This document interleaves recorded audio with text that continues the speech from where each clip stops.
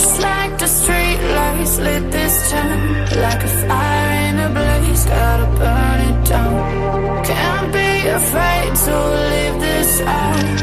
We got this far, don't know how. I see danger in your eyes. They know we'll burn down the night. Coming just like the sunrise. You know that we gonna let it away. Tonight, we gonna let it away. Tonight, we gonna let it away. Just like the sunrise, we gonna let it away.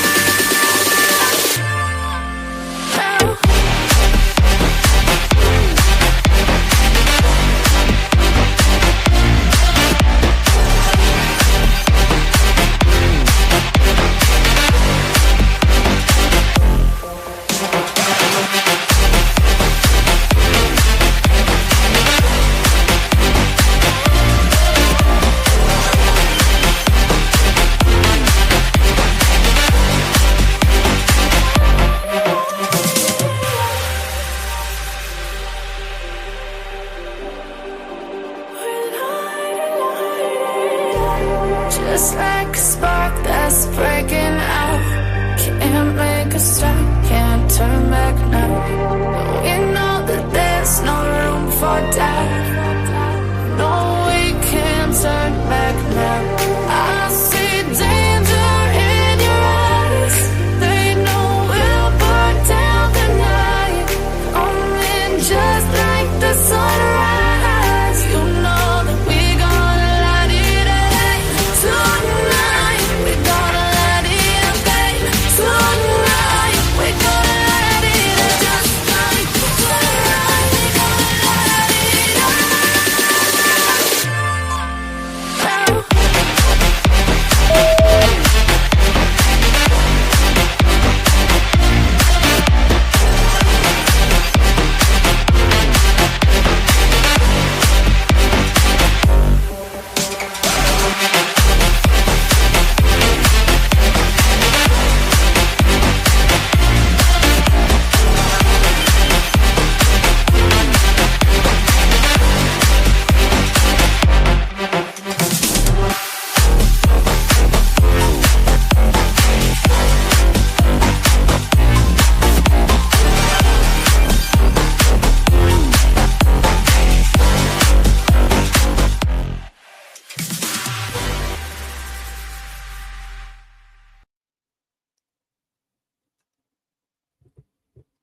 Hey guys, welcome to tonight's live. Welcome in, welcome in, welcome in.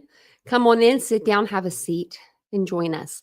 I feel like my camera is kind of off a little bit, and I do have my treadmill in the background, but I want you to see the cupcake, which you can see my walking pad. I have it like set up against the wall for tonight, but don't mind that. Don't worry about that.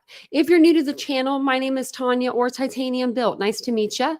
Welcome in. We do talk true crime daily here. So if that's something that you're into yourself, don't forget to hit the subscribe button and hit the bell notification there on the side. That way you're alerted to all new content. That's what we do around here. So we're here every night at 9:15 p.m. usually Eastern Standard Time. Sorry, I was a couple minutes late tonight. I was chit-chatting with my boyfriend. Usually we don't get a lot of time to talk during the week. By the time I get off my live, he's sleeping. So good evening, everybody. We are going to be talking about Idaho 4 tonight. Nancy Grace dropped a new podcast. So we're going to review that.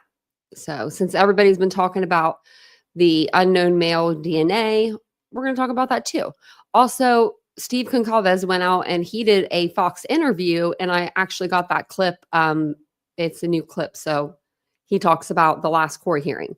So we'll be able to go over and listen to that as well. So I got some stuff for you guys tonight. Let's say hi to some people in the chat. Hello, everybody that's here. Hey, Lisa. Hey, Princess. Hey, Ladybug. Hey, Dawn. How you doing? Hey, Christy.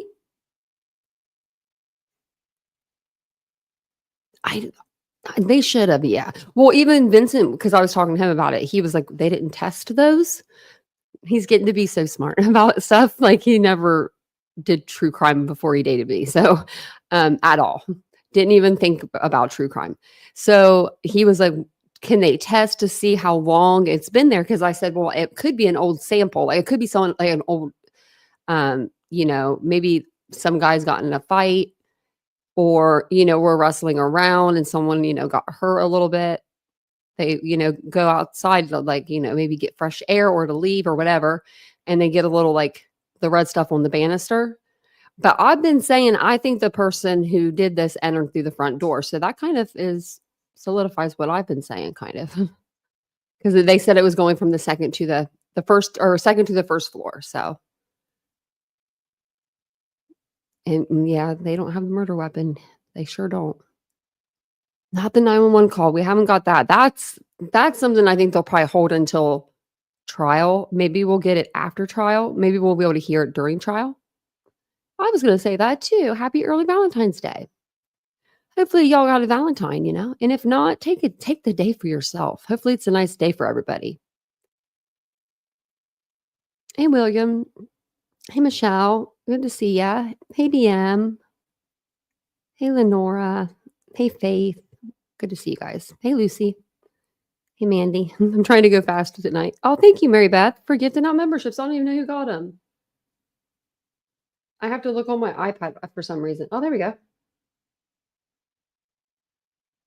Do we have another ladybug? Oh, Michelle After Dark was gifted a membership. That's so exciting. Winter, Dancing Dragonfly, Amanda. Well, welcome on in. I didn't even know Michelle After Dark knew about my little channel over here. So that means that she watches. And that means that's exciting. Hey, Huckleberry. It's been a while. Hey, Warfare. 9 minutes. Warfare is, yeah. You said put on 5 minutes onto it. And you're right. You're right. I think what it is I get it. Like I'm sitting in here. I'll be sitting in here for hours before the live. And then when it's time to go live, something happens. It's like, I forgot to turn my camera on today. And then I had my, my stuff, my name, whenever I have my name up here, it was saying unfiltered because we did a live over on my other channel today. So I had to fix that. Jax, man, your cat's so cute. I know that's what I was like, is that our ladybug? But it has a picture of a ladybug. It looks like. I don't know. I like Michelle After Dark too. Yeah, serious. I like her too. And you know what? We were talking about good creators today, and I should have said her. I didn't think about it. On the other channel, we were trying to think of who some good true crime creators are, because there's just not that many. Hey, Phantom. Hey, Aries. I'm retired. Aries is retired for the night. Hey, Jesse's girl. Hey, Autumn.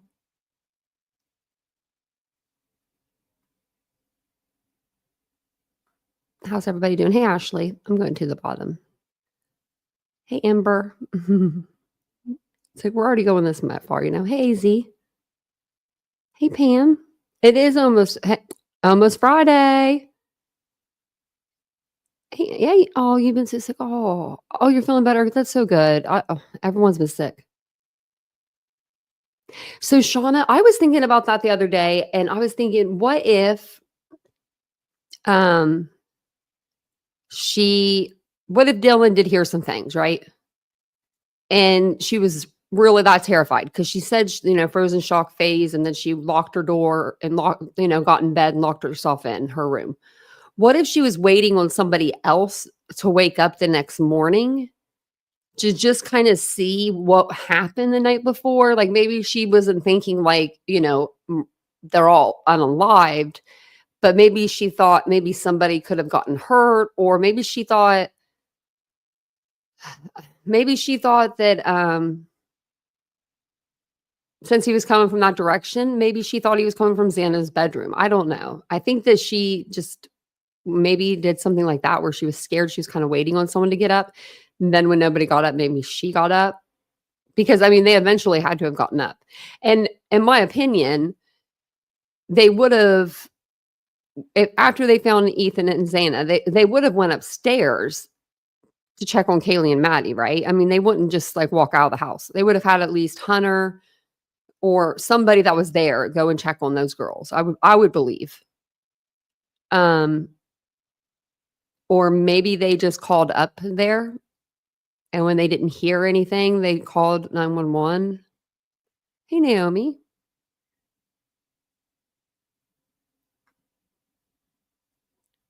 Yeah, yeah, handrails, yeah. Welcome in, everyone. Okay, I'm getting to the bottom here. Hey, Ray Sun. That's what I was thinking too. Kohberger could have intentionally done that, like, put some other evidence there to say like, oh, looky over here, don't looky over here to me, I mean, he was a criminal justice major. I can't imagine how afraid they were. Actually, I almost can. I was in a really bad situation, like a traumatic situation. I saw my father. I didn't see it. So let me rephrase that. My father was killed in a car accident, and I was about 10 cars behind it. It was after it had happened, so I didn't see the accident, but we pulled up like as the ambulance and stuff was there. When I got home that night, it was like 11 o'clock, and my dad never was out past like 4 o'clock in the afternoon because, like, he worked and he came home. That was it. And when I went home, my mom said, she was sitting there in his recliner, and she said, your father's not home. So in my head, like, I computed all this stuff, and I was like, no. So I went to bed, and then I woke up to officers like banging on the house that I lived in. I grew up beside one of the officers, so he knew which room was mine. He saw my car there, so he was like, they were knocking on my window, and I went back to sleep. Like, I think it was more of like passing out. Like, it wasn't really like sleep, but 3 different times I did that until someone literally had to climb through my bedroom window and like shake me. Like, you have to get up, like, so maybe it was something like that, where she was just like, if she goes to sleep, maybe this is all a dream. I don't know. But I can relate to the frozen shock phase. I guess that's what you call it, because I was in it myself. No need to feel bad for me or anything. It was a long time ago, but figured I'd share my story for you, But my dad was an awesome guy. He was extremely funny. Extremely funny. Hey, Lisa from Mississippi. Hey, Michelle. Welcome in, everyone. And thank you. Thank you. Yeah, it was real hard. I mean, it was real hard because then when my friend shook me and he's spit it out, how do you tell somebody? Yeah, it was crazy. But then it was even crazier because I woke up the next morning and went about my life like nothing happened. Like, it was like I was in shock after, you know what I mean? After the frozen shock, I was in shock because I went to eat with my friend the next day. I was like, let's go eat. Like, you never know what you're going to do in that situation. That's all I have to say. Like, really, you really don't know. Like, but everyone does things differently. So, just, everyone takes trauma differently. And I'm good at it. I'm just real good at it now. Hey, Wandering Orphan. Oh, look, hold on. I can put your thing up. I downloaded it today. Look at her little, I showed it to everyone last night. The little logo you made me. Post-traumatic shock, yeah. I've got the post-traumatic stress like no other. No one can come and knock on my door. You knock on my door, I'm gonna hide in the closet. I really will. I'll be in the closet. You'll see me. Catch me in the closet if you do that. Unless you do the friendly knock, the dun dun dun dun dun dun dun. But here we have a buzzer, so it's just let me know when you're coming. That's what I always tell people. Just let me know. But we'll find out more during trial. So you know what I mean? Like, and I was her age when it happened. I was 22. She was 19, 20. I mean, your brain works differently then. It just, It does, like compared to like my age now, I think that I would take that. I would probably act different. But I did find this interview with Steve, like I said, and just Idaho suspect Bryan Kohberger's bloody new defense claim could fall under simple theory, profiler says. So we'll read through this, and then I'm going to play this video. This video has the interview in it, and then we'll play the Nancy Grace. Idaho student murder suspect Bryan Kohberger's new defense claim has unidentified male blood found on the handrail at the King Road crime scene and on a glove outside points to potential other suspects could be part of an elaborate plan to stage the crime scene, according to a veteran criminal profiler. Huh. Maybe. Thank you, Pam. Thank you so much. That's so sweet of you. Thank you. When he was arrested, he quickly said, "Who else did you arrest?" said John Kelly, who has been closely following the case. I forgot he said that. Not the normal response for someone being arrested for allegedly brutally unaliving 4 kids with a knife. I thought that we heard that, but it wasn't like confirmed, but maybe it was. Kelly, the founder of System to Apprehend Lethal Killers, or STALK, speculated that the remark could have came from the suspect's expectation that police had developed other substantive leads. Maybe this is the reason why he made that stupid response. He staged some other DNA, BLOD, to throw authorities off, Kelly said. Remember from his studies, he knew he would know about staging, and he would. When he was at, I think it was DeSales, they have like that mock crime scene house where like they go in and they solve like the murder. That's what they do. So my school did not offer that. Wish they did. Kohberger was studying for a PhD in criminology and criminal justice at the time of the murders. Kelly was referring to an early News Nation report quoting an unnamed law enforcement source about Kohberger's first question after Pennsylvania SWAT team arrested him while he was wearing rubber gloves and sorting garbage in his parents' kitchen in the Pocono Mountains on December 30th, 2022. Wearing a blank stare, Kohberger reportedly asked if anyone else was arrested. Authorities have since declined to discuss specifics, citing a gag order on the case issued days later. Yeah, well, that sucks with stupid gag order.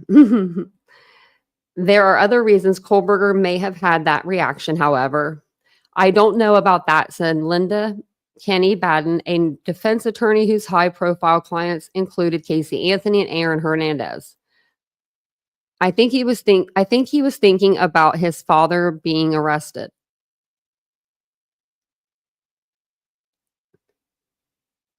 Why? Why would he think his dad was going to be arrested? That makes no sense to me. That he knows they have separate DNA.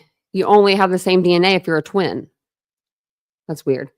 Prior to the SWAT raid, Kohberger and his dad were stopped twice by Indiana law enforcement on a cross-country drive home to Pennsylvania from his apartment in Pullman, Washington, about 10 miles from the crime scene. My throat is dry or something.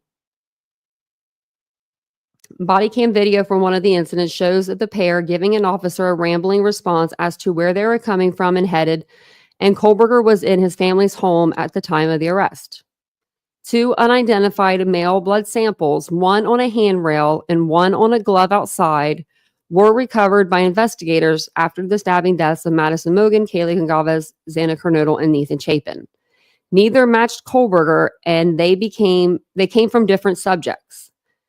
See, the only thing I could think is maybe a fight broke out, like a little fight. I don't know.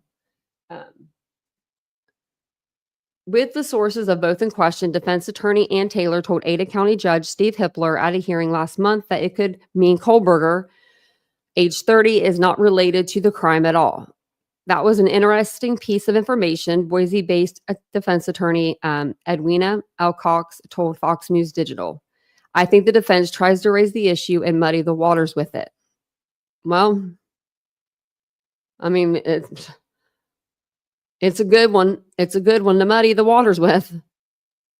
But in the pretrial stage, the judge seemed unconvinced about the presence of 2 other DNA samples would be a reason to throw out probable cause for Kohberger's arrest. Detectives made another key discovery. They found a K-bar knife sheath under Mogen's body, which prosecutors say had Kohberger's DNA on it. While the judge seemed unconvinced by Taylor's argument that the unknown blood samples could undermine probable cause to arrest her client, experts say it could create reasonable doubt at trial later this year. Kohberger is scheduled for the trial later this year before his defense successfully argued for a change of venue. Latah County Judge John Judge entered not guilty pleas on the suspect's behalf at his arraignment in May 2023. Wow, that was a long time ago. Kohberger could face the death penalty if convicted. Even the knife sheath may have been planted, Kelly told Fox News Digital previously, arguing that the USMC stamped K-bar sheath could have been left behind to try and point investigators towards someone with military ties. This is staging 101, he said. They're going to look at this and they're going to think it's a military guy that did this. Some guy with some kind of training who lives up the road. However, police recovered DNA on the snap that they later matched a familial sample taken from the trash of Kohberger's parents' house 2,500 miles away in Pennsylvania. That was his undoing. Okay, this video is actually, it was pretty good. It's just Steve talking about the hearing that they just had, and how they didn't go in for the hearing. They weren't allowed in there, but they were there. So that says a lot, they're ready to be there for any hearing that they can be at. And this guy over here, he's been on this case since the beginning. Do you remember when Steve got mad outside? It was snowing really bad. It was super cold. You could tell. And they had gotten a bunch of snow and he was interviewing him. He had on scarf and gloves. I remember. I thought his smile was so adorable. But that, they have a bond now. So they have a bond. But thank you for being here. If you don't mind hitting the like button, it just helps send the video out into the algorithm. It will get more people in here to watch the video. It helps your girl out. So if you would, that would be great. That would be so great. So suspected Idaho killer Bryan Kohberger is due back in court this morning for the second day of a critical pretrial hearing. And his defense is... Or maybe this is from the one before. Let me see. Now pushing for nearly all of the evidence against him to be thrown out, potentially derailing the prosecution's case ahead of the trial that is in August. Kayla Goncalves was one of the 4 students who lost their lives in the 2022 attack. Her father, Steve Goncalves, joins us right now. Good morning, Steve. It's been a while. I haven't seen this. Let me know if you guys have. How are you holding up? One day at a time, but I'm feeling good. Getting close to the trial it's a nice change. Yeah. Steve, we've been waiting for justice for your daughter and her 3 friends for a while. What do you make of this procedural move by Bryan Kohberger and his attorney to get the evidence thrown out? Because without that evidence, it's like a slam dunk for his defense. That's exactly how we feel. I've talked to my legal counsel, and this is their last hurrah. This is their last go for it. They got to challenge everything, get things kicked out. Nobody wants to go to court with DNA at the crime scene underneath one of the victims. Nobody wants to do that. So they're trying to get that thrown out. Hippler, I think, done an amazing job to keeping this on track and getting it ready to where we could have a court in the summer. Things were a little wild there for a while, and lots of delays, but I think we're back on track. Steve, typically after a defense tries their last hurrah and it doesn't go their way, then there's some talk about pleas. How would you feel about a plea deal in a case like this? Definitely not for a plea. They've put us through hell. I mean, we're over 2 years. They've made us go across the state of Idaho. We've done everything by the rules. I don't want to plea now that we finally got them where they know that they're going to have to deal with their consequences of their decisions. So yeah, I'm not looking to make any pleas at all. Steve, we've talked many times. Can you just tell our audience that are new to this case what your daughter was like? She was the American girl, the girl that, went to work. She worked at a coffee stand. So she did that, and she saved all her money so she could go to college. We helped, but she knew at the very beginning she was going to have to. She had 4 siblings. So she's that American girl that would serve you a coffee with a smile and help you get a good day started. She was a dean. She was doing amazing at school. And her only mistake was to go to bed that night. And somebody broke into her home and killed her. Yeah. We're thinking about her today. We're thinking about the other victims as well. Would you get an opportunity to go in the courtroom today? We'll be in the courthouse. I don't think we'll get into the courtroom. We have some meetings planned to speak with the prosecution in the state, the AG as well. But I don't know if we'll actually get into the courtroom. I don't think they'll let us in. I think there's some issues with the cameras. They want to turn them off and they didn't want to have people coming in and out of the courtroom. So as far as the scheduling goes, if that's what keeps everything on schedule, we'll make that compromise. But eventually, yes, we do want to be in that courtroom. It is our daughter. We are the true victims as far as surviving victims. So we prefer to be there. Steve, if you didn't put the media pressure on this case, we probably wouldn't have reached a conclusion. So we appreciate you. Please keep us posted, brother.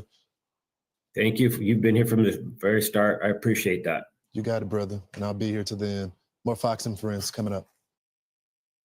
See, I like it when he says brother. I don't like it when other people say brother, though. He seemed like, I don't know, it seemed genuine. They've been they've known each other for over 2 years now. It's craziness.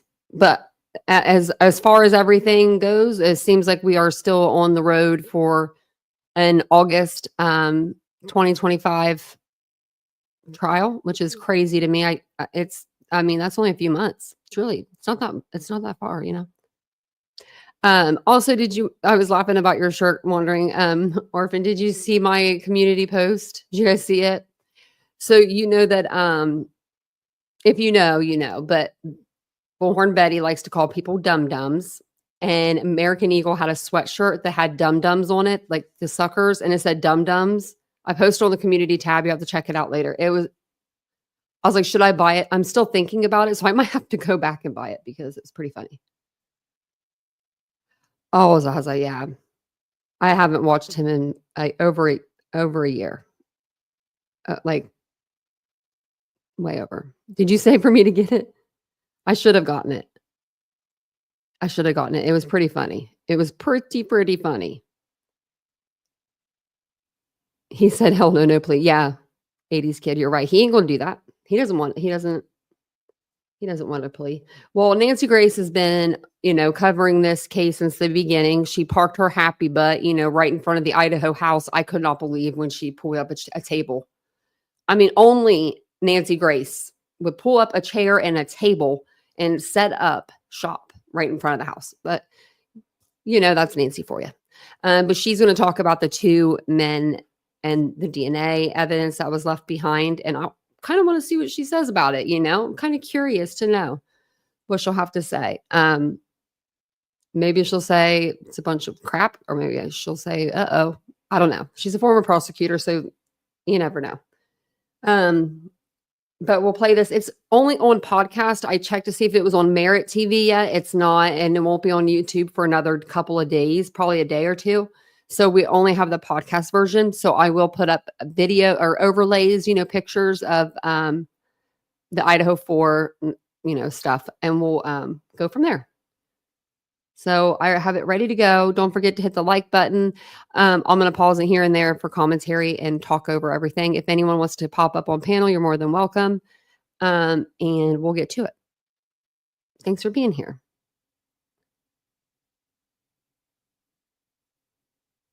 Men's DNA found at the scene, and therefore they are quadruples. I'm Nancy Grace. This Bryan Kohberger to get away with murder. This after 2 mystery men's blood DNA found at the murder scene.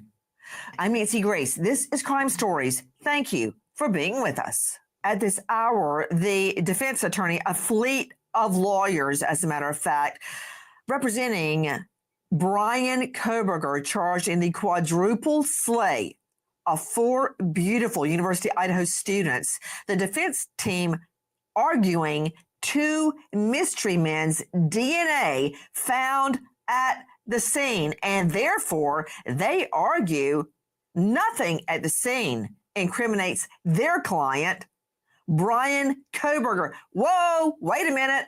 What about Kohberger's DNA on the knife sheath, the murder weapon, the sheath of the murder weapon under one of the victim's dead bodies? Ruh-roh. That said, listen to this. Bryan Kohberger's attorneys say blood from an unknown man was found on a handrail in the victim's home, and another's DNA was found on a glove outside. And Taylor says this could mean Kohberger is not related to the crime at all. In Kohberger's last hearing, Taylor criticized authorities, saying police did not disclose the unidentified blood when obtaining a search warrant for Kohberger's arrest. Taylor argues this should disqualify some evidence collected in that search, as it was not properly authorized. Okay, let's just kick it off. That's a lie. Number one, that DNA was disclosed over a year ago in the state's filings. Ann Taylor, all you have to do is read the filings like we did. That's right. Over a year ago, the unknown DNA samples were disclosed. But still, Kohberger's DNA is on the murder weapon sheath under a dead body. I don't know how they're going to get away with that. You know what? Maybe Ann Taylor got a minor degree in magic, so she can make the jury do this. Look here, not there. Isn't that right, Philip Dubé? Isn't that what you do in court? You try to get the jury to look somewhere else other than at the damning DNA evidence on the sheath of the murder weapon under the victim's dead body? False. I try to get the jury to look at evidence of real guilt and not some spitball, if you will, of guilt. You have proof that 2 other people's blood was at the scene, and there is a stark difference between blood being present and mere presence. And all that sheath might prove at most is that he or somebody in possession of that sheath was there. It does not prove the commission of a quadruple homicide. Joining me right now to help me combat Philip Dubé with the truth, investigative reporter Sydney Sumner. Sydney, explain to me this one question. There's a lot of explaining to do, but let's start with a very narrow question. Where is the mystery DNA located at the crime scene? For instance, was it under one of the victim's dead bodies? Sydney? Absolutely not, Nancy. One DNA sample was taken from a handrail on the stairs in the home, and another was found on a random glove outside. Investigators aren't even sure the glove was ever in the house or worn by someone who was ever in the house. Okay, hold on just a moment. We've seen the Where was the interiors glove? of the home through windows. All the crime scene photos have not been disseminated yet. Wait, hold on a second. But we know the victims, the ones that were murdered, there were 2 girls living downstairs that were untouched, were up the stairs. Let's see a shot of the home, please. There are multiple stories to the home. And when you look at it from the back side, you can see it even better. There was a handrail going up the stair. There you go. Going up the stairs. Those are the top 2 floors. There's another floor. Going up the stairs from the basement or ground floor to the second story where you see those sliding glass doors, to the third story where you see the sliding glass doors with a balcony. The mystery blood DNA on the handrail could, as far as I know, been all the way down in the basement, nowhere near the dead bodies of these 4 students. Yeah, so let me see here. This is the 3rd floor, so it could have been on like one of these railings. This is the third floor to the second floor.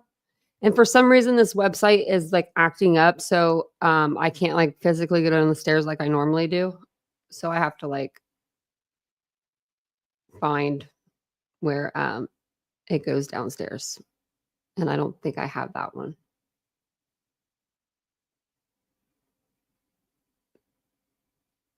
Nope. Well, there you go. You can kind of see it from there, but that's as good as I'm gonna be able to get it. Or it could have been these stairs coming down to the first floor. Murdered in their beds. Oh shoot, I didn't. Now, Sorry, I isn't didn't it take the true overlay off. Let me do that to again. Chris Sorry, y'all. You're probably like, what are you doing? We can't even see. We can't even see. I forgot I had this overlay up. Let me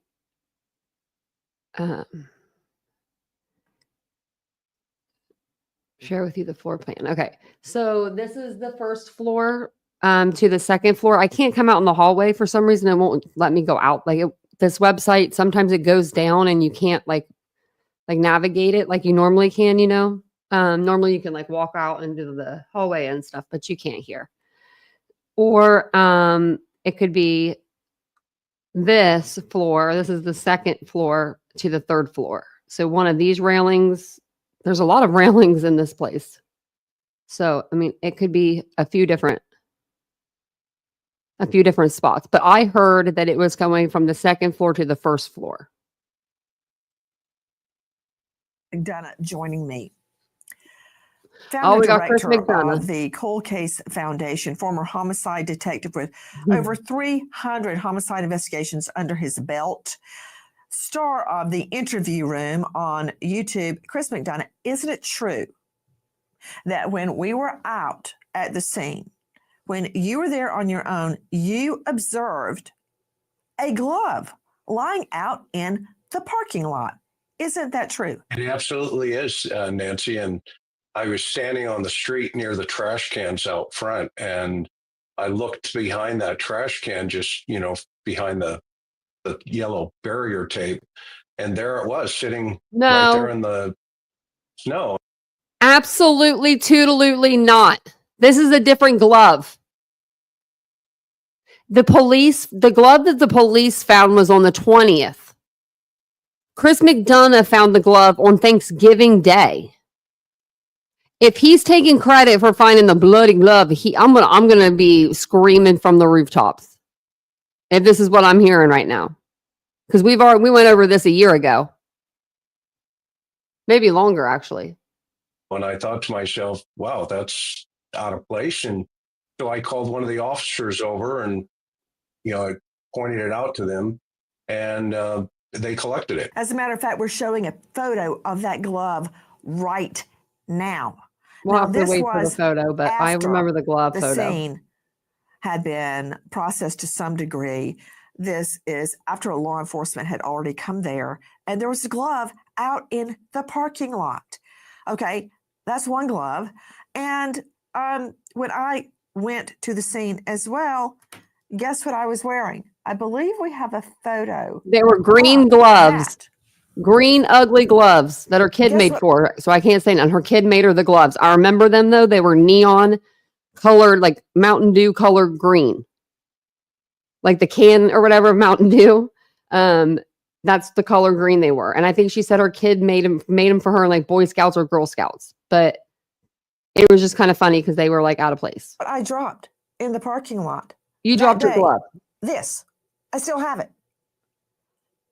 So let's talk about the gloves that y'all, you know that she was wearing the blue coat with the fuzzy hood and the green gloves. I can see it right now.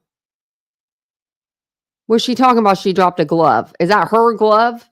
DNA inside a completely unrelated glove found out in the parking lot. Sydney Sumner, yes, no. Wasn't the glove found in the parking lot of the home? That's correct, Nancy. Absolutely. Okay, let's go straight back to Chris McDonough. Chris McDonough, could you explain to me any, if any, significance of a random glove in the parking lot? What, if anything, could that mean? I'm sure the defense is having a field day with it, but realistically speaking, it wasn't on the sheath of the murder weapon under the victim's body. It's out in the parking lot. It could have been yours or mine, for Pete's sake. Absolutely. In fact, Nancy, it could have also belonged to one It of the was like a worker's investigators glove. processing the scene. They could have accidentally dropped it and nobody saw it. The one that Chris McDonough found, it looked like a gardening kind of glove, almost like a working glove, worker's glove. Although, the defense would probably argue, hey, it's in the direction of where the car allegedly would have been parked, according to the police, that, the prosecution's going to say, this came from the suspect. My question is the blood on the inside or the outside of the glove? Because that could be significant. Really good point. Guys, another theory has emerged. Now, wait for it. Listen to this. When Bryan Kohberger was arrested, his response to police, "Who else did you arrest?" There is much speculation over the comment, especially now that his defense claims unidentified male blood was found on a handrail at the King Road crime scene and on a glove outside. They say this points to potential other suspects or could be part of an elaborate plan to stage the crime scene. Veteran criminal profiler John Kelly tells news agencies that the remark could have come from Kohberger's expectation that other leads had been followed by police. Straight out to special guest joining us, and you know him well. Howard Bloom is with us, who has conducted extensive research and investigation over months, culminating in his new book, When the Night Comes Falling, a requiem for the Idaho student murders. And you can find him at his website, Howard Bloom, spelled BLUM.com. And if you want to have someone read you the book and you don't want to buy it, we read it. We read it on the channel. It's on the playlist. Howard, you have recently written an article in which you state there are stunning courtroom revelations. And, I can't deny this, even though I don't think the state has arrested the wrong person. Mystery DNA from two other males at the scene, blood DNA, is going to be a hurdle for the state. Now, when it's explained slowly and carefully and calmly, I think the jury will see through it. But it's a bombshell. What do you think about another expert's theory that Kohberger may have even staged it? Trials tell stories. Hold on, before he starts talking. I can't get it to come up for some reason on I'm trying to blow it up for you guys real quick. Okay. It wouldn't come up for some reason to do an overlay. So I'm going to take the overlay down. Let's see. Dang it. We were all the way at the top there. Okay. Because I want to show you the glove. So this is the glove that Chris McDonough found. Now, how did he see that glove? If he was supposedly in his car, driving around the crime scene with his wife being nosy, I don't know. I couldn't tell you. I couldn't tell you. But he saw it. And he called over the cop, and you can see where the cop almost stepped on it. He almost stepped on the glove. He slid a little bit. But yeah. So it was right outside the crime scene. It was literally right outside the tape. Right outside the tape. So he's either really super lucky or, I don't know, super lucky, I guess, to see that.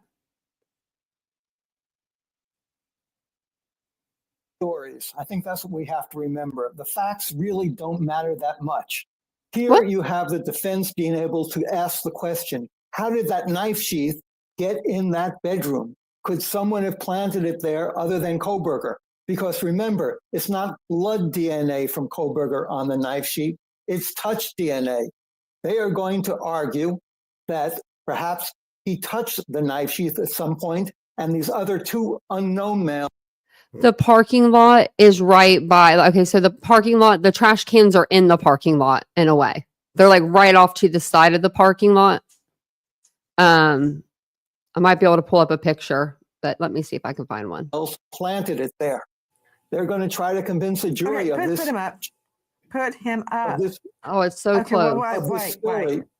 I'm sorry. Maybe my IFB is not working, because I think what I just heard you say is that someone got the knife sheath from Kohberger after he had touched it in the snap where you unsnap it to take the knife out, got it from Kohberger and planted it under a dead body, and then conveniently left behind their own blood DNA on the handrail. And so on the other side of this crime scene tape is where that glove was. Like, it was super close. It was literally like right underneath the crime scene tape, like where they found it. It was so close. So that's what I'm saying. Like, he must have been either maybe walking outside, or I thought he said he was driving when he found it. Now, that to me would be hard to see especially if you're in the driver's seat. But, that's just my personal opinion. Okay, let me turn this back on. A random glove out in the parking lot. Query, were little green men from Mars part of this? You can say it facetiously like that, but the evidence against Kohberger, besides the DNA, really doesn't stand up. Everything is very weak. We can go through it again. There's no motive. There's no picture of him in the car. No license plate in the car. Let's go through it. Hold on. His phone pings at his apartment at 2:42 a.m. the night of the murders. 5 minutes later, his phone is turned off. 3:29 a.m., a white Elantra matching his sedan passes the murder scene 3 times at 3:30 in the morning. 4:04, it comes back and stops in front of the house. 4:20, it leaves flying down that crookedy little road leading up to the murder scene. Then 4:48, it pings south of Moscow, plowing down State Highway 95 in the dark. Okay, let's see. To Sydney Sumner joining me, crimeonline.com investigative reporter. Sydney, his cell phone pings alone are damning. His Elantra is spotted there at the scene. We see him destroying evidence, cleaning out his car meticulously. Blood places him at the scene. DNA places him at the scene, and so much more. Sydney Sumner, what evidence is the state using against Bryan Kohberger? There is so much evidence that the state has to use against Bryan Kohberger. A lot of this is circumstantial at best, but that DNA evidence is absolutely damning. There's just no explanation for why that knife sheath is in that house if it isn't the murder weapon, and no explanation for why Kohberger's DNA would be on that knife sheath if he was not the murderer. February is the month of looking for the perfect night with Nancy Grace. Giving us commercials, Straight Nancy. Out to a special guest joining us, Dr. Sherry Schwartz, forensic psychologist specializing in capital mitigation. The idea that Bloom is advancing, that somehow 2 other males were part of a big murder scheme where not only did they murder 4 innocent University of Idaho students, but it was all part of a plan to incriminate Bryan Kohberger by somehow getting his DNA on the knife sheath and planting it. I didn't even mention the searches, the Amazon searches, which the defense is trying desperately to suppress so the jury never hears about it. The Amazon searches, many searches for the weapon. And he finally buys the weapon with a sheath that exactly matches the one found at the murder scene under a victim, but the knife has gone missing. So he bought the knife on Amazon like a big idiot. Now they're claiming your Amazon records are secret and private, and the state shouldn't be able to access them. Really?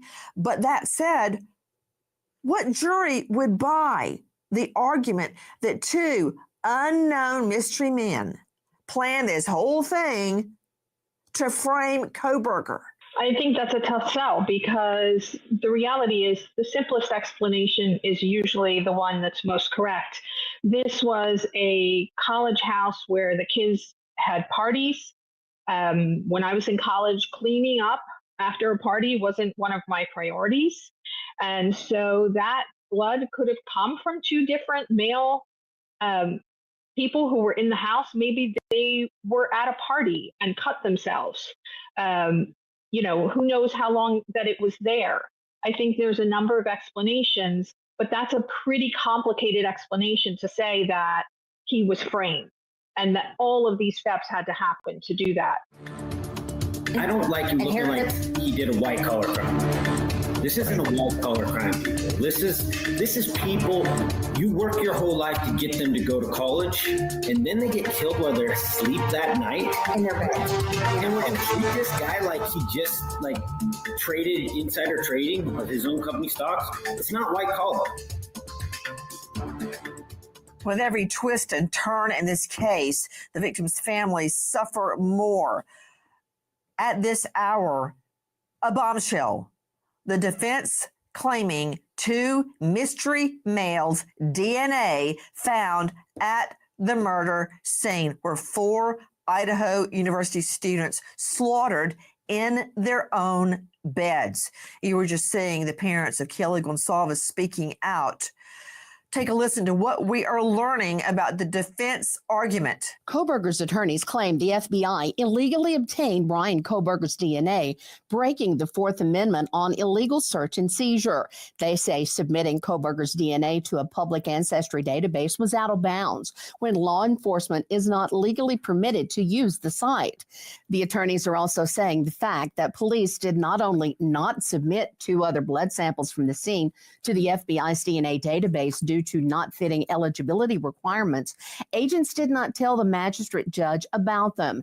Taylor claims the omission should disqualify some evidence obtained. Joining us, Dr. Thomas Coyne, Chief Medical Examiner, District 2 Medical Examiner's Office in Florida, pathologist, neuropathologist, toxicologist. Dr. Coyne, thank you for being with us. Much is being made about the mystery men's 2 DNA, 2 of them, unidentified males. We understand they're not the same they're not the same person, donor, not just one mystery man, but 2 mystery men's blood DNA found at the murder scene. One, blood on a handrail. I'm curious, was it dried? Where in the home was it? There are 3 stories. The other on a glove discarded in the parking lot. Dr. Coyne, there are many ways to transfer blood, such as what? Well, I mean, first of all, we're making the assumption that this is blood, and I don't think that it may very well not be blood. And the reason being is that DNA obtained from a nucleated blood cell or a nucleated cell from your mouth or from anywhere in your body is going to be the same. So the only way that you're able to identify that this is blood is either do an mRNA profile, which they didn't do here, or to apply another chemical reagent that will try to identify this substance as blood. And that generally occurs by reacting with iron that's present in hemoglobin in blood. And you make the assumption, yes, this is blood. But iron is present in a lot of things. Copper, iron are all transition chemicals that, or metals, that can make this reaction look positive. So you're making the assumption that you're applying a reagent to an area in the house, you're getting a positive hit, you're swabbing it, you're getting a positive DNA hit, and now you're saying, yes, this is blood DNA. But there's DNA all over that house. We shed DNA everywhere constantly, especially a home that you have tenants that are all in college. I guarantee you there are multiple male and females coming in and out of that house on a regular basis shedding their DNA everywhere. To Justice Scott Morgan joining us, professor of forensics at Jacksonville State University, author of Blood Beneath My Feet on Amazon, and star of Body Bags.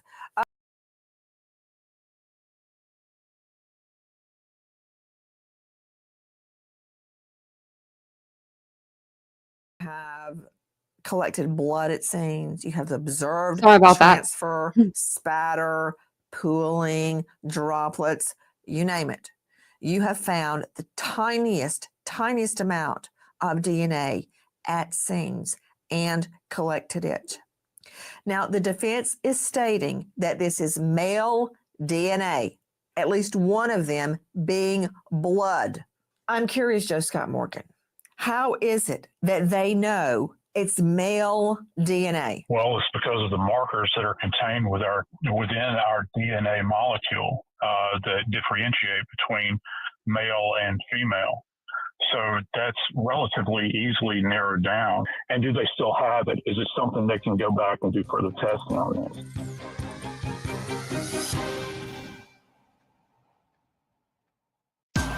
Crime Stories with Nancy Grace. Dr. Howard Bloom joining us, author of When the Night Comes Falling, a requiem for the Idaho student murders. You state in your recent article that you fear that Bryan Kohberger has, let me quote, committed the nearly perfect crime. Why do you say that? Because the evidence against him is largely circumstantial except for the DNA. The only really condemning evidence against him is after he's arrested, they do a cheek swab. The DNA from that cheek swab matches the DNA on the knife sheath.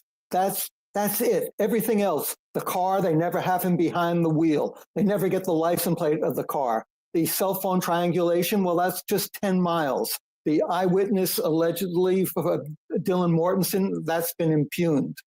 So on and on and on. And if the defense can create a story now with this new blood evidence in telling another scenario, another possibility to the jury, it could be effective. In fact, in court, it was Judge Hippler himself who said, after hearing the defense make the statement about the DNA, are you saying that Kohberger had people helping him, that he had accomplices? He raised this issue. And if he is able to articulate it, it will, I think, land very squarely in the minds of the jurors. Bloom, wait a minute. He only said that, obviously, because Ann Taylor's argument isn't making any sense. She is saying, I guess, jumping on your train, that two unknown mystery men either helped or framed Bryan Kohberger. He's saying it just like I said it. Is that what you're saying? Just like when I said, what's next? Little green men from Mars beamed down and helped out. He is trying to get his mind around the defense claim. Are you saying that two men helped Kohberger? That this is a big murder conspiracy? No. To commit the murder or tried to frame him? He's saying it just like I'm saying it right now. Is that really what you're saying? No, I don't read anything into that except incredulity. Saying it because he also raised the question of a Franks hearing. He did not rule it out. He had to give it more thought. And I think I'm not saying it's what happened. I'm saying this is an effective story.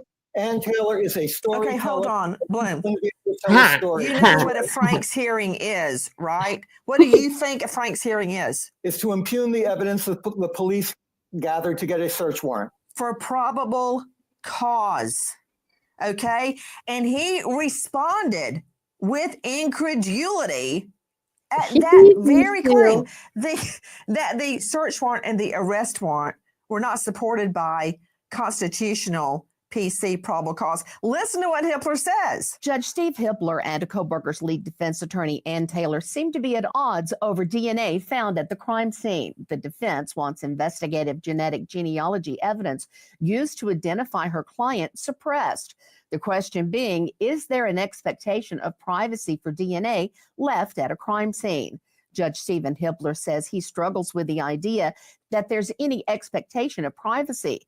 Hippler added that the DNA found on the knife sheath is probable cause every day and twice on Sunday. And Taylor disagreed. I love There you that. have it.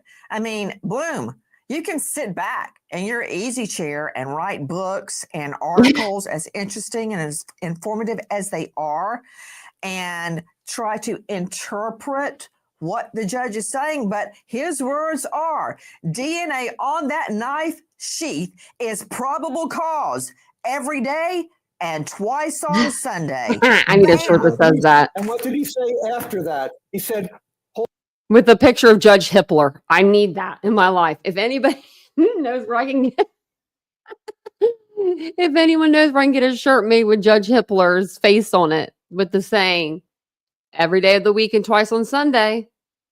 I mean, that'd be pretty funny. I need to make those. hold your calendars free because we might want to have a Franks hearing. So he hadn't resolved it as clearly as You know he said. why? Oh, wait a minute. Hold on. Philip Dubay, can you just take off your defense hat really quickly? Okay. And just tell me the truth. If the defense wants a Franks hearing before the judge, they're going to get a Franks hearing. Why? This is a death penalty case.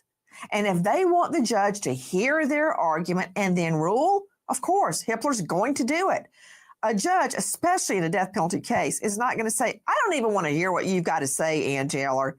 That right there could be reversible error. So, of course, he's going to have a Franks hearing. A Franks hearing is when the judge looks at the probable cause that supported a search or an arrest warrant and determines, really, was there enough PC? PC can be based on hearsay. It can be based on third-party information, but it has to be enough to support a search or an arrest. Do you really think in any way, in any world debate, that Hippler is not going to allow a Franks hearing? For him to say, yes, you can have a Franks hearing, that means nothing. Of course he's going to allow it, and he should, because remember, the test is whether or not the affidavit of probable cause is supported by truthful, accurate facts that were relayed in the affidavit of probable cause under oath. If for whatever reason there were factual omissions, misstatements, and frankly lies, that is grounds to traverse the warrant and suppress everything recovered as a result of it. Or alternatively, the court can find that despite the inaccuracies and the omissions, even if you sever that, there's still ample probable cause to allow the warrant to survive. Yeah, I understand your position, which frankly is not well supported in the law, that if hypothetically here, he went to this crime scene, committed these murders, and left DNA on a piece of evidence, that he now has the ability to object to that evidence being searched for identification purposes. There's no case that suggests that concludes that. And it seems to me to be an extreme position to take in light of the case law. And I'm trying to understand how you get there. Okay, my notes when the judge was saying that, when Hippler was saying that, is Hippler knows defendant's attorney is crazy. Okay, now what does that mean? The defense in this case is arguing that once the DNA was found on the knife sheath, that the state illegally had it tested at the crime lab. Okay, that's like you find a bullet at the scene and you send it to the crime lab for ballistics tests. That's the equivalent. They're actually claiming that that was unconstitutional. And the judge is saying, like, let me understand again what you're saying here. And he comes out and says, there's no case to suggest or support what you're saying. You understand? Oh, yeah, they wouldn't have cared. Anyway, there's another issue, cell phone data. Listen. Kohberger's defense team has hired cell phone expert Cy Ray to testify in support of Kohberger's alibi.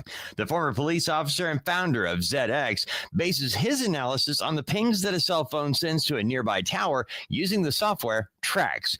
But many have questioned the reliability of Ray's data. Many other experts say Trax's methodology is not based in science, and a Colorado judge has even banned prosecutors from using the software in their cases. What cell phone data. Number one, we know where his phone pinged. Let's see that graphic one more time. And we know that at the time of the murders, he conveniently turned his cell phone off and then turned it on again when he was fleeing the scene, according to the state. Scott Eicher is joining me, founding member of the FBI Cellular Analysis Survey Team. Let that just sink in. Founding member of the FBI Cell Analysis Team. That says it all. You can find him now at pcaexperts.com, Precision Cellular Analysis. This is what he does all day, every day, and as Hippler said, twice on Sundays. Sunday, yeah. Scott Eicher, thank you for being with us.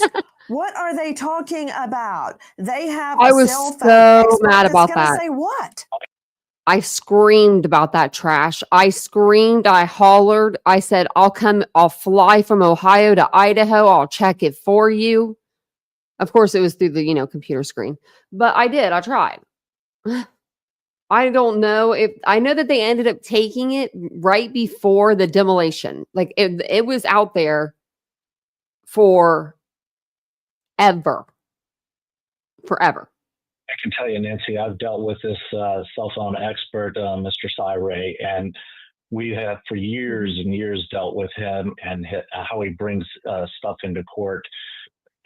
The best way to explain it is that judge in Colorado who basically said that his software is based on a sea of unreliability. He found that Mr. Ray was not credible, claiming that he was boasting his credentials, inaccurate, claiming he was an engineer. And they basically said, you can't use his stuff or use him as an expert in Colorado here because it's baseless.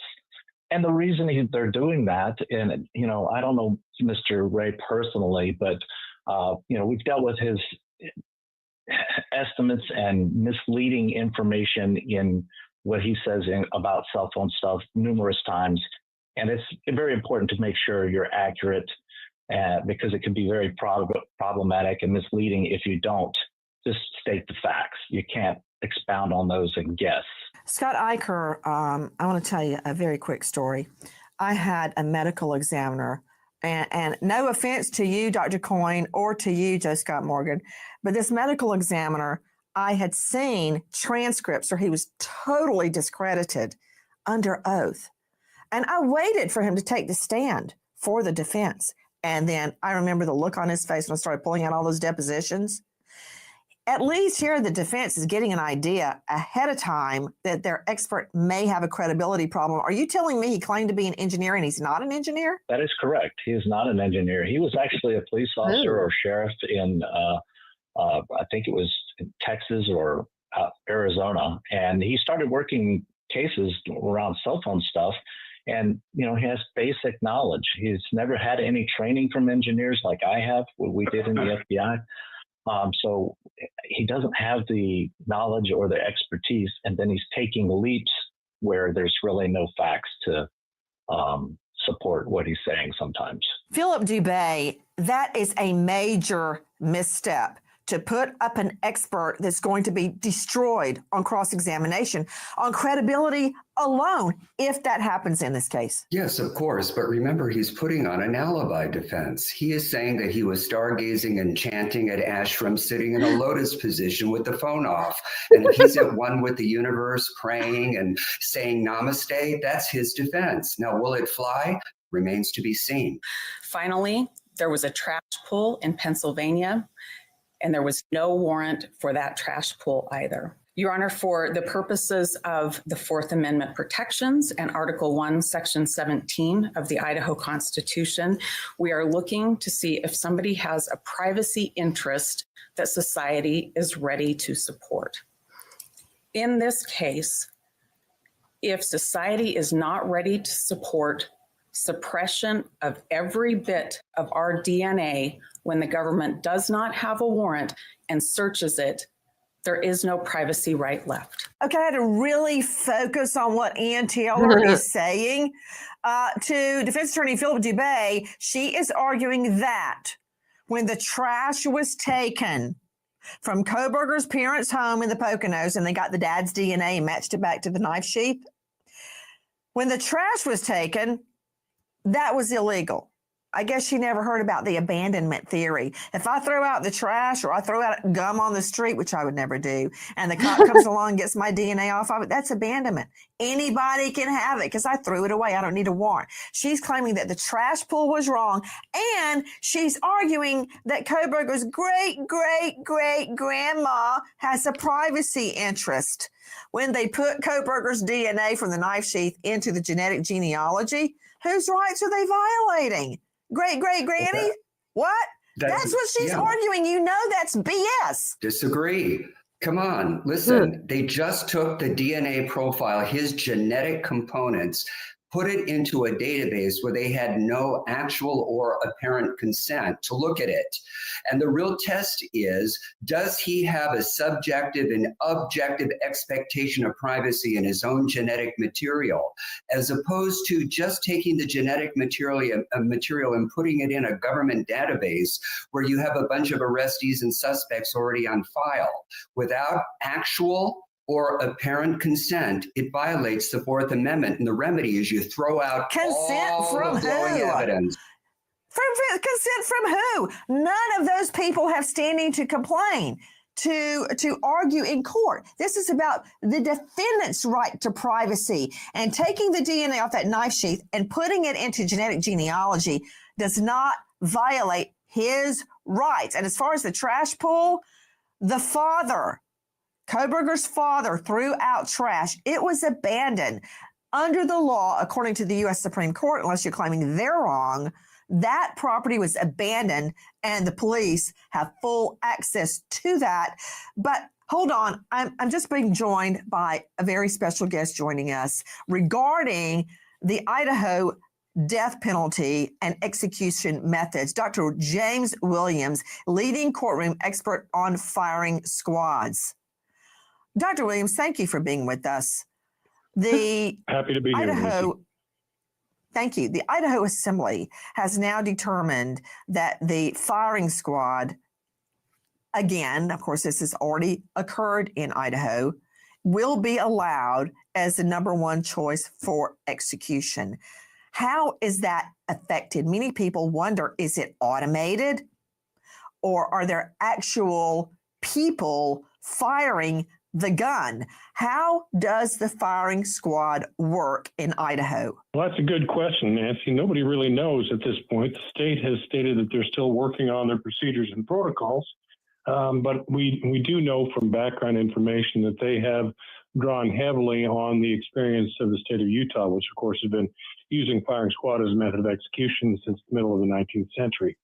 But there has been speculation that they may use some form of automated system. Automated would be, I think, stretching it, but having rifles mounted in fixtures that would be aimed presumably by human beings prior to the actual execution, and then they would be fired by some remote mechanism, electronically. A robot? Well, not really a robot. It would actually be, as I understand it, well, it could be actually. I should back off on that. Sure, if they've got a robot that's that sophisticated, they may well use it, but I don't know of anything like that in existence technologically. Okay, let me just try to drink in and ingest what you just said. Guys, Dr. James Williams is a leading expert on the firing squad. So you're saying that it's actually being advocated that a robotic system or a digital system be set up to take perfect aim at Kohberger and shoot him dead, as opposed to 5 people standing there, one of them has a blank, and they all fire, and they can all go home thinking, oh, I was the one with the blank. Why? I'm not sure what the reasoning behind it is. I think there's a lot of arguments, and at this point, really, it's all speculation. We know that they have been discussing this in numbers of jurisdictions, and Idaho is one of them. But the actual motives behind doing it that way are unclear to me. Joining me again, star of Body Bags of Joe Scott Morgan, Joe Scott, have we all lost our minds? An automated or digital system, so no human actually has to pull the trigger? Because I've got a pretty good idea of somebody that would like to pull the trigger, and that would be Kelly Goncalves' mom and dad. I bet people are lined up to pull the trigger. Yeah, there would be. There's any number. And how many times have I heard people say that since this butchery went down? You know, just give me an opportunity to do it. But it's one thing to say that. It's another thing to step in and facilitate this. But we have to keep in mind, even with the capital punishment that they decide upon, it's just like anything else. If you're talking about lethal injection, or as we've recently used here in Alabama, this exposure to gas, you know, and we're talking about nitrogen gas that they're now using. There is a human element. Somebody has to press something. Somebody has to flip something. Somebody has to initiate the sequence. And, you know, the military has had firing systems for years and years where they can target a weapon at a specific point.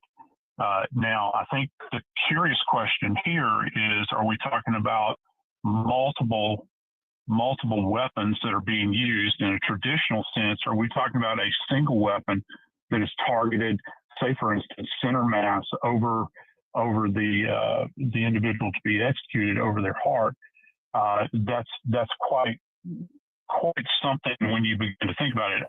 You know what, Joe Scott, I love it when you start talking this way, but are you, just to put it in a nutshell, they're considering an automated system where, quote, nobody has to pull the trigger.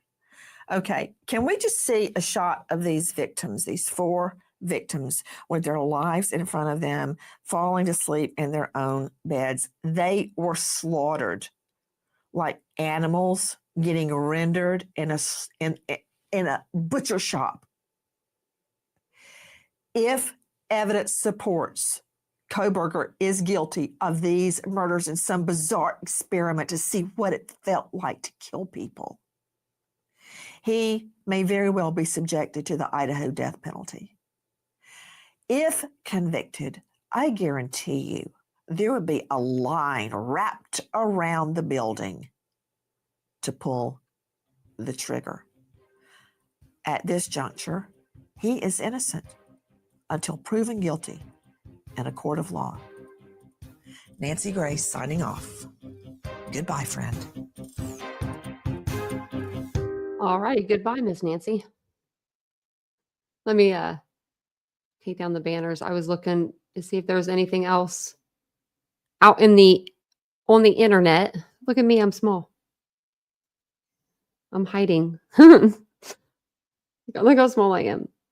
I need to get where I'm bigger. Okay. There we go.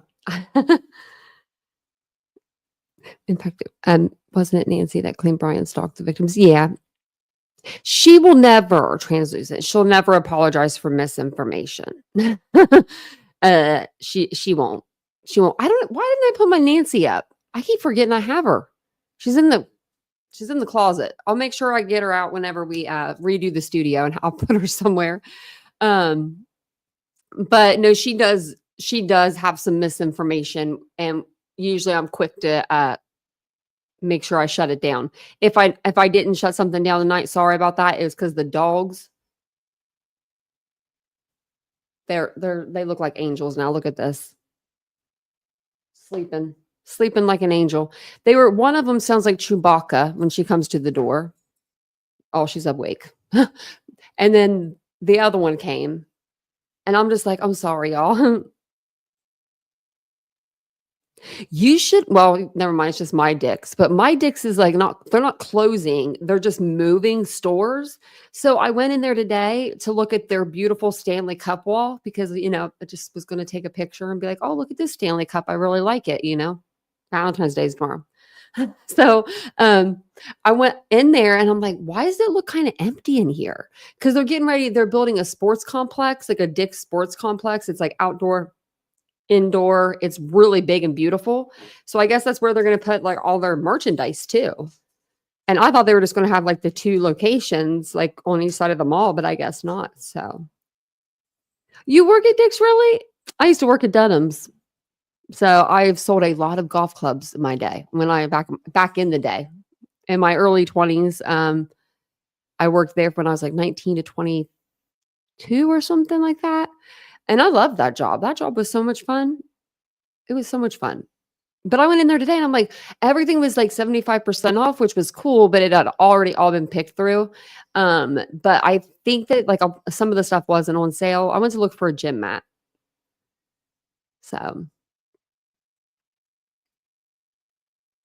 Oh, really? You guys are both in Michigan. Look at that. I'm in Ohio. Right on 100. There we go. Look at that.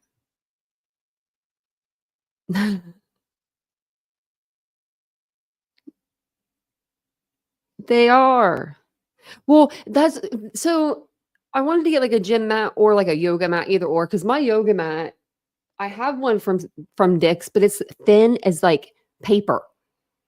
Like I just it's so thin. And so I went into Five Below and got Vincent because Vincent wanted a gym mat. And I was like, he's not going to really use it, right? I didn't think he'd use it that long. So I got him one from Five Below. And it's thicker, but it falls apart.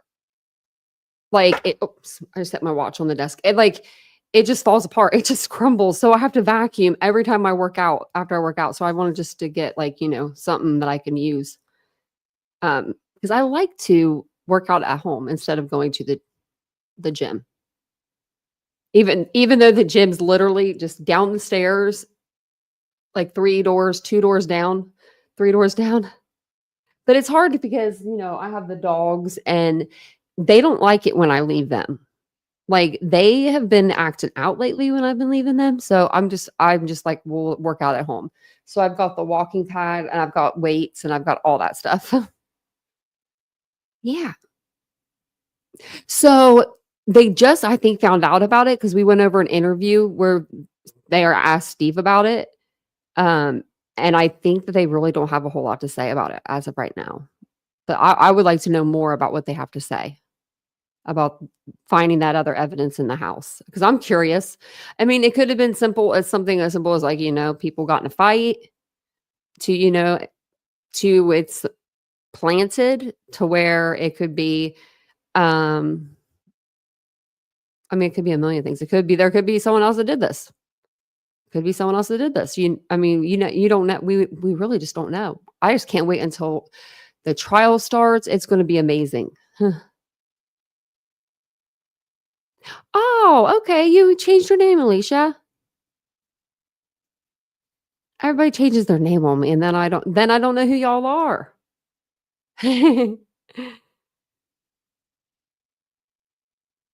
Yeah, I'm sure the state tested like something to where they could test to see how long it had been there, like something maybe in the hemoglobins they can test, they can find out, but I don't know.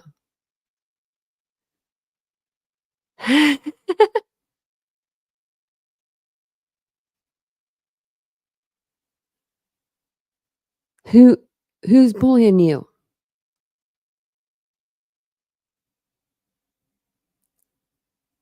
Anybody live right now? Actually, who's live? Anybody know? I am going to put out a video here in a little bit, or tomorrow, maybe, or tonight, just with the interview with Steve, so that way people can see it. Because I would have never saw that unless like, I kind of had to like dig for it. You know what I mean? Like I was like, I don't want to go over these articles because we had went over some of them articles before, and then I saw that one and I was like, oh, this is actually like a new interview. Let me go over to Facebook and see. Well, I'll go to the Goncalves page, see if they say anything. Oh, that's sad. 4 hours ago. It's the 13th, it says, and another month has passed without our babies. Justice seems so far away, and at times it feels like we'll never get there. So frustrating. That's sad.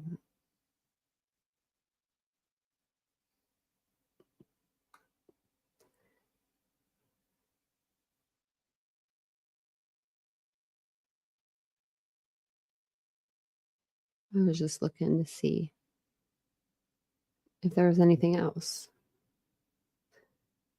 Oh, Autumn turned 20. Wow. She was 17 when this happened.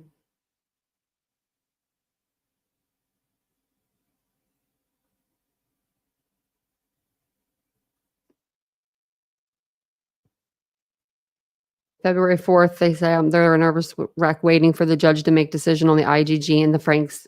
Man, we're still waiting. We're still waiting. It's sad.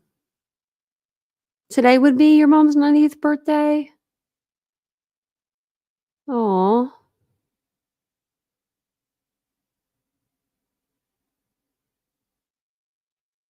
Oh, is she, Michelle? Probably talking about somebody.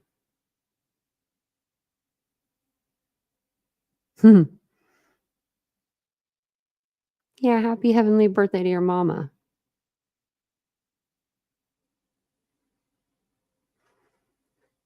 Yeah.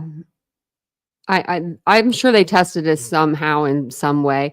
And because I mean, like, Anne's job is to put reasonable doubt. And she's starting now. She starts, I mean, the time, as soon as she got clocked on, that's when the time started. I mean, 200 an hour. Shoot, for that much, she better be doing some work. I never knew that people that are, what is it, a paid, she's getting paid by the state, gets that much money per hour, even if it is a DP case. Seems like a lot of money to me per hour, but that's just me. That's just me. I will be on tomorrow evening with a live. I don't know if I'll be on tomorrow during the day. I'm going to go back and get that sweater. I think like that dumb sweater. I keep thinking about it. It's making me laugh every time I think about it. But I have a hair appointment tomorrow. I'm not doing anything to it. I'm just getting it looked at. So, I won't be here during the afternoon. I'll be out and about. But if I get home in time, yeah, maybe we'll do a live tomorrow. I think it'll be, because it's Friday, it's Friday. It's Friday. So if it's not too busy online, we'll go live. Anything else I don't think I have anything else for you guys. But thank you for being here. I will see you guys all tomorrow at 9:15 p.m. Eastern Standard Time. We'll talk about whatever you guys want to talk about. Maybe I'll put up a poll or something. We'll do a poll. If you guys want to talk about Idaho, we can. I've got more videos I can show you, more things to show you always with Idaho. Or we can just go through one of the other cases that we cover. Just up to y'all. So I have a lot of Bryan Kohberger stuff up here, though. And it seems like I was collecting some Sebastian stuff, too, as well. And Ellen Greenberg. So there's things that we could cover. There's cases we could cover if you want to cover a different case. But it's up to y'all. I will see you guys here tomorrow.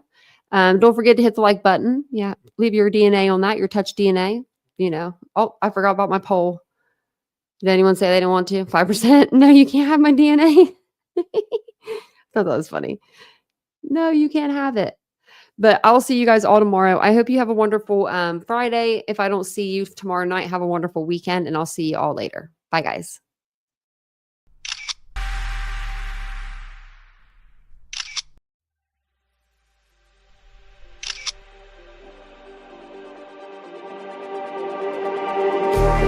Just like the street lights lit this town, like a fire in a blaze, gotta burn it down. Can't be afraid to leave this out. We got this far, don't know how. I see danger in your eyes. They know we'll burn down the night. Coming just like the sunrise. You know that we gonna light it up tonight. We gonna light it up tonight. We gonna light it up just like the sunrise. We gonna light it up now.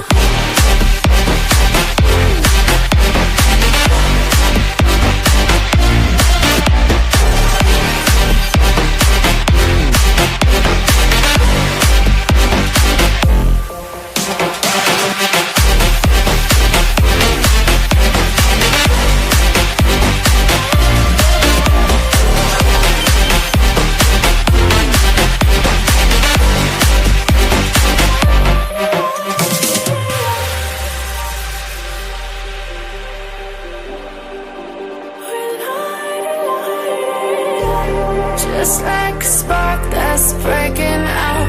Can't make a stop, can't turn back now. We know that there's no room for doubt.